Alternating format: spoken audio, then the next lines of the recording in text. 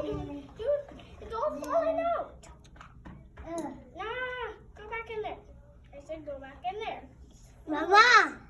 No, Where's that from Mama? I'm still putting them in. Now I need to put these. No, I can fit them in. It's not full. Look. See? I'm beating. Those are for the coloring pencils, JD. It's not for the crayons. Look at what Jace is doing. See? Right here. Yeah, you put the coloring pencils there. So many. Yeah, because that's 24 colors.